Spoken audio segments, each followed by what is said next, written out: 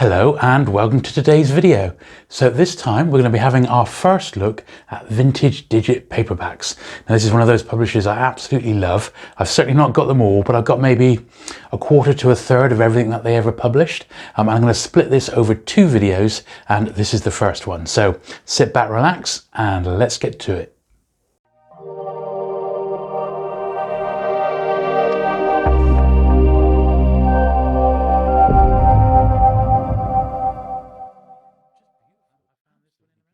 So begins the look at these digit books. So the first couple I've got, in fact, up to number 139, digit books were not numbered at all. So all my early ones, and these are a couple of giant digits, they don't have any sort of number at all on them. So it's hard to see exactly what's what. Now I do have a checklist for digit books, which I believe is the most up-to-date and accurate one in existence. And these early ones started were published in 1956, 1957, and the actual imprint lasted for about 10 years. And there was about 800 or so books published in that time frame. A few numbers were missing, some of them haven't been identified yet, so maybe just north of 800 titles. I've probably got a couple of hundred, 250, something like that, so that's what we're going to zip through today. So I've got the first batch out and we'll have a look through those and then we'll carry on and do the rest of them next time. Now there's a bit of a mixture of titles that Digit published. A lot of the early ones are war books because this is about 10 years after the end of the Second World War, and by this time actual war fiction and true accounts of war were starting to become much more commonplace. Pan books have been publishing lots of them, and as were Panther books. So Digit thought they'd get in on the game. Also, those early corgis are predominantly war books. So what we'll do, we'll just go through these early unnumbered issues first of all, and as you'll see, a lot of these are war-related titles. If I do recognise a cover artist, I will shout out. I know Sam Peffer, one of my all-time favourite cover artists, did some digit books, but I don't think he did many in the early days. This one's quite nice. It's actually got a wraparound, Springboard to Victory. And I'm not sure if any of these really early ones are anything but war titles. I don't mind picking these up. That's why I collected the publisher. Although a lot of the 60s ones, they tend to be science fiction, which are fantastic, and there's some real great ones, which we'll see in the next video. A lot of these early ones are war ones, but I don't mind that because I don't mind a bit of military history. It's a subject I'm quite keen on anyway. Although a lot of these, I wouldn't say they were military history classics or anything like that. But we will see as we go on. We'll see some film tie-ins. We'll see some romance, some fiction, some fair amount of crime and science fiction. There's some brand new original titles that were published by Digit. There was about 20 or so juvenile delinquent titles, and they also reprinted Junkie by William S. Burroughs from the famous Ace double, and that's a particularly rare Digit book. Sadly, one I've not got. Damn, but there you go. I can't have it all. Now, most of my Digit books have come from a bit like my Badger books, are ones that I found in the wild, as it were. They've either turned up in collections. I bought. I wouldn't say I bought job lots of Digit books, but I have bought collections or come across a few batches of say 20 or 30 at a time, and I've just grabbed them, which has definitely helped swell the ranks of the collection. I've been collecting them for many years now, probably 20 years, and I've never really gone out my way to buy individual issues off eBay, because my main passion and the area where I actually spend a bit of money filling in gaps is my Penguin book collection. So all of these are ones that have just sort of come my way either cheap or in charity shops or boot sales, that sort of thing. They've just sort of fallen my way. There's one on Arnhem There, and I'm certainly glad to have them. I think every single one of these has been military related so far. That's not the greatest of covers. Once a Marine. I see these early books are 2 shillings, which is quite cheap. It's probably most publishers around this time were 2 and 6. So this is, I guess these were perceived possibly as good value for money. It's got a cover artist of H. Johns. Once again, not one I recognise. I think that's a nice wraparound cover there.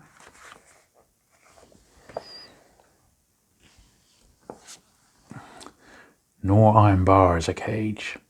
Excellent. So one of my real loves is First and Second World War escape stories. I'm a real fan of Colditz, and I've read lots of literature on the subject. I haven't actually read this one, so this is one which I've not got around to reading, but I do love escape stories from the prisoner of war camps, and it's a little subgenre all in itself.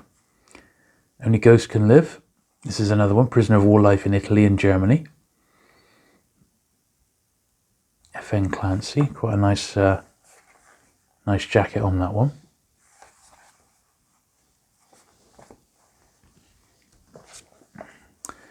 I Came Back, Escape from a March of Death. And this is, I noticed this is a royal digit. So we saw those 2 giants earlier.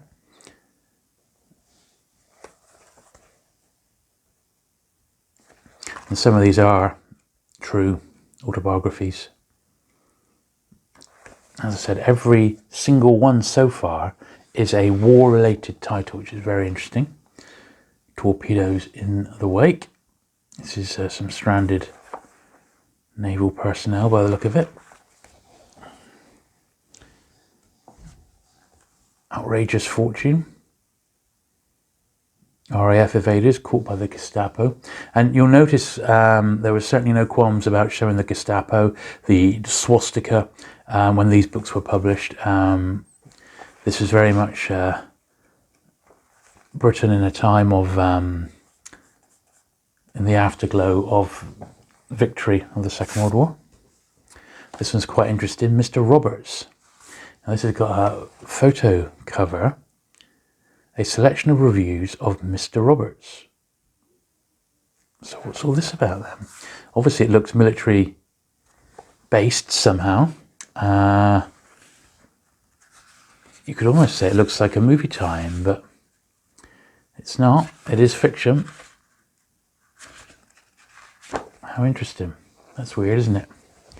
So that's the first sort of wedge done.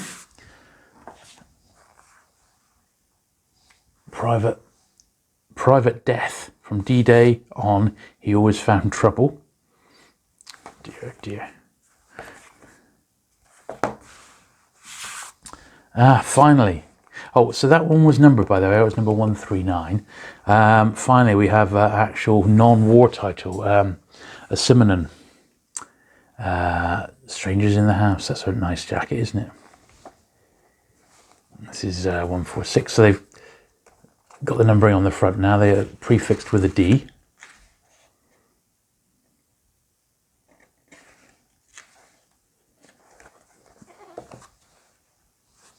So they should shake it up a little bit now. Italian episode.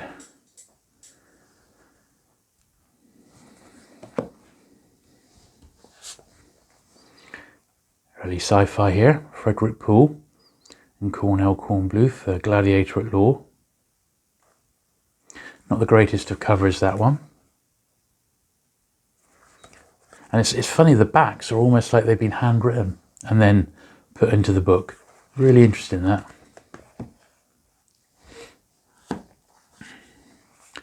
We landed at dawn. A vivid eyewitness account. Osborn is the cover artist there.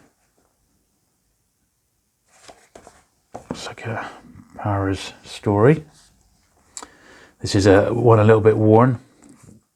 Not the greatest of shape. The air war in the Middle East. But as I said, a lot of these have been found dirt cheap in jumble sales and things like that. So I'm not complaining. Obviously, I'll just keep that one as a filler. Hurricane Squadron, Fighters over the Mediterranean. This is number 171. Another sci-fi one again, Fragrant Brown. Now, I want to bring your attention to this cover. with like the satellite there. And the reason I say that is because Digit, particularly with their science fiction, had a bit of a habit of reusing jackets later on. So this is one I'm pretty sure gets reused later. So we'll just keep a little eye on that one. Full ahead both. So this is Royal Navy at War, another quite worn copy of that one. Look at this, is a classic, isn't it? Second Foundation by Isaac Asimov. Fantastic. This must be a very early edition of this then. Possibly not the first paperback edition. I'm wondering if that was by Corgi.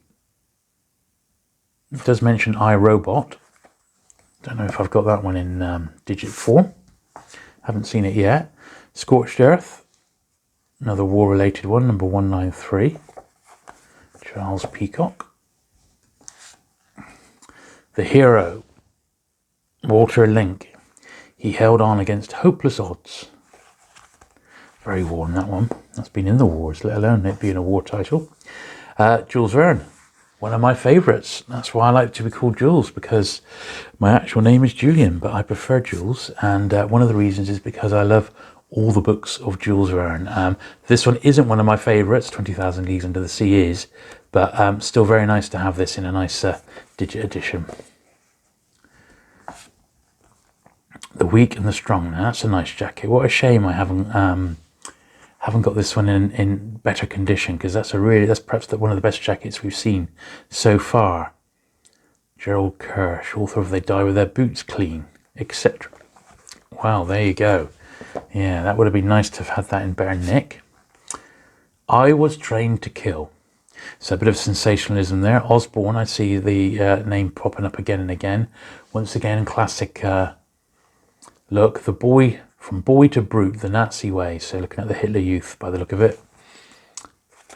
Interesting title. 1 Minute to Ditch.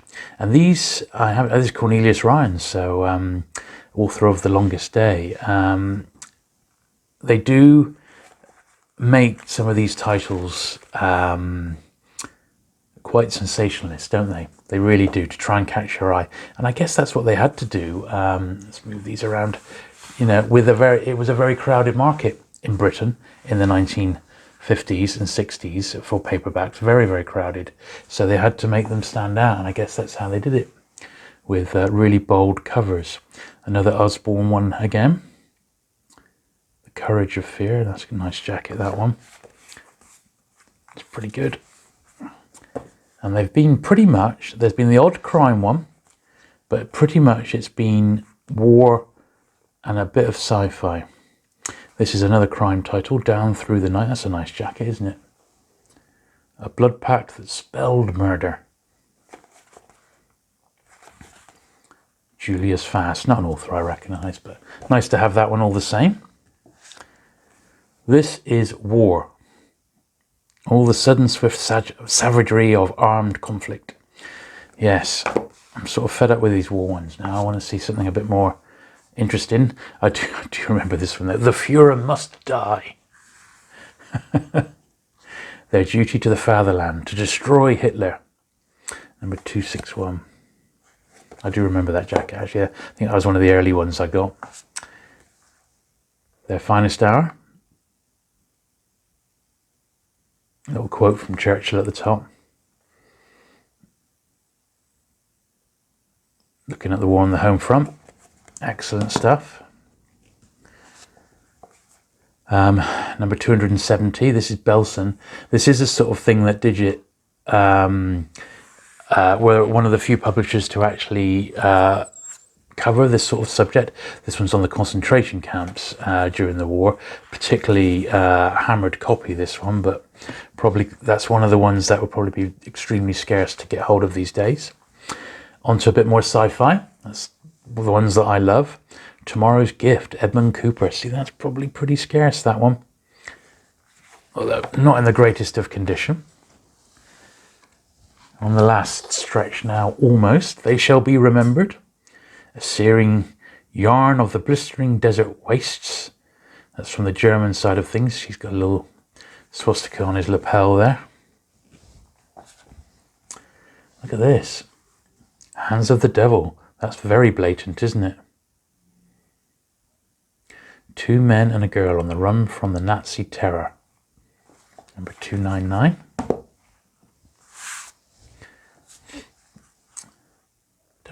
Don't compel me. Gambling, girls and drink, and the answer is trouble. Larry Chatham. That's interesting. I wonder if that one is actually classed as a juvenile delinquent title or not. Not really sure. It's borderline. That's number 300, that one. Cry Slaughter. It's a bit of a famous war book, I seem to recall. Haven't seen any covers by Pef yet. Steel Helmet. Charles Packham. Another quite worn one, that. But there you go. Jet Fury. Now this is quite thick. Quite a thick book. Brian Haven. Pretty cool, that one. Yeah, quite a thick digit book, that one. This is a real favourite of mine, actually. The Sgt Bilko joke book, digit 316. Yeah, I had this one. Then I have a friend who was an absolute, or still is an absolute Bilko fan, and he begged me for this one, and I let him have it years and years ago. And I've been able to catch another copy, but it's not in as good a condition as the one I let him have. But even so, very pleased to still have that one. It was a great book and a great cover, because I do like a bit of Sgt Bilko. Prowler in the Night. A psychopathic maniac at large. Oh dear. Women were his prey. Excellent. Space Merchants. There we are. Another Frederick Poole. Bit of classic sci-fi. And certainly the highlight of these early ones has been the sci-fi ones. That's got a bit of writing on the back for sure. Another great one. Journey to the Centre of the Earth. This is the film tie-in.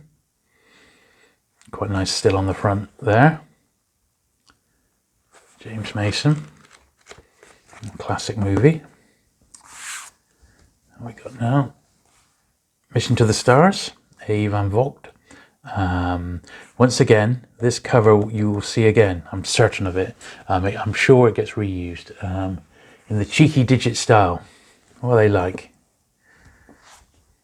Search the Sky. More sci-fi. Nice cover, that one. That's a highlight for sure. Good stuff. Invitation to Violence. Lionel White. Murder, a fortune in jewels, and a lovely little tramp.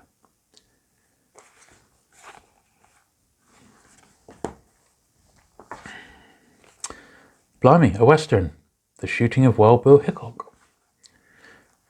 The authentic story of the famous gunman's death and its aftermath. Brilliant. I'll take it the same as it was in Deadwood. I love this one, actually. This is Robert Heinlein, one of my favourite sci-fi authors. Assignment in Eternity. And what a lovely jacket that is. That is very nice, that one. It's very nice. I'm pleased to have that. And it's in pretty nice nick as well. And when was this one published? Oh, it hasn't said, but I'm imagining we're in the early 60s by now, probably about 62, something like that. Emergency Doctor. The clang of the ambulance bell alerts the emergency doctor, by A. Adair. Osborn again is the cover artist. A bit more sci-fi. Pawns of Null, another classic. Lovely jacket, that. A Titanic saga of galactic conflict. Oh, that's good stuff. About 10 to go now. Brian Aldous. So this one, unfortunately, got a bit out the top there. I do like Brian Aldous. In fact, I had a... obviously, Brian Aldous isn't around anymore, but I had this... on my Instagram Penguin page, I posted this photo of Jimi Hendrix reading a copy of Penguin Science Fiction, which was edited by Brian Aldous. And his son actually contacted me and said, I'd never seen that photo before, which is really brilliant. And he put it on his own blog. I'll try and drop that in if I get a chance. That's a really nice one. Alexandre Dumas, author, of course, of the of Three Musketeers. This is a story I don't know of his. Tangier to Tunis. Must be a travel adventure. Crime Zone. Who's this guy? There's a photograph on the front. Colonel Gerald Richardson, ex-CID chief of Tangier. Okay. True crime. Bit of true crime in that one. We are really covering everything, aren't we? Henry Kuttner, Fury, more sci-fi. That's a nice jacket, isn't it? You can imagine that standing out on the shelf. Breakout, yeah, another fairly famous one. Now, although that says Osborn, it does look so much like a PEF cover, but I don't know. I'm sure PEF didn't use a pseudonym for his artwork, so we'll take that as read. The Genetic General, Gordon Dixon. What a great guy. What's he in? What's he sat in there? Those arms, they look a bit like Mars Attacks, don't they? I wonder if the artist was slightly influenced by those Mars Attacks trading cards. This is a nice crime one. This almost looks very American, doesn't it? Kiss and Kill. He was almost sorry she had to die. I'm betting that cover has been swiped from an American edition somehow. Because if you look, it's a little bit more faded, almost like they've ripped it off. That's what it looks like to me. Sons of Nippon. It's again a war-related one. I guess this is, this is around the time of the Camp on Blood Island and the Hammer film, looking at Japanese atrocities during the Second World War, and that probably ties in with that. And then the very last one we've got is another sci-fi one, Ted Tubb, and it's the Spaceborne. Nice little sci-fi one there to finish it off for this first video. So there you go. I hope you enjoyed this first look at digit paperbacks. Part 2 will be coming very, very soon. If you have enjoyed the video, do please give it a thumbs up and do please subscribe for regular vintage paperback content going forward. Thanks once again for watching. I look forward to seeing you again soon. Bye.